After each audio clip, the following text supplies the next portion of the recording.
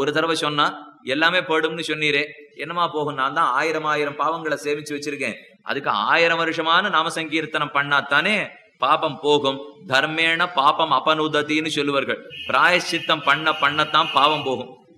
இப்ப நாம சேர்த்து வச்சிருக்கிற பிராயச்சித்தத்துக்கெல்லாம் இப்ப பாவத்துக்கு எத்தனை வருஷம் பிராயச்சித்தம் பண்ணா போகும்னா, வருஷமெல்லாம் இல்ல, நிறைய ஜன்மா எடுக்கணும். பல பிறவிகள் எடுத்தா தான் இவன் பண்ணிருக்கிற பாவத்துக்கு பிராயச்சித்தமே தேட முடியும். இந்த பிறவியோட கண்ணனுடைய திருவடிகளை அடையணும்னு நான் பிரயத்தனப்பட்டு இருக்கேன். அதை விட்டுட்டு இன்னும் ஒரு பாவத்துக்கு நீ பிராயச்சித்தத்துக்கு 4 பிறவி எடுக்கணும்னு சொன்னா இது நமக்கு வெறுப்படைந்து போவோம். பிராமணோ நிர்வேதம் ஆயாத்துன்னு சொல்றோம் இல்லையோ, அதற்கு ஒரே வழி கேசவனுடைய திருநாமத்தை சொல்லுவதுதான். இது ஒரு தடவை சொன்னாலே எல்லா பாபங்களையும் தொலைத்து விடுவான். எதே போல ஒரு தடவை சொன்னா எல்லா பாபங்களும் போகுமான்னா, ஒருத்தன் கொண்டு போய் விளக்கேற்றி வச்சான் குகைக்குள்ளே. மலை குகையில ரொம்ப நாளா இருட்டு மண்டி கிடந்தது. இப்ப கொண்டு போய் விளக்கேற்றி வைத்தான்.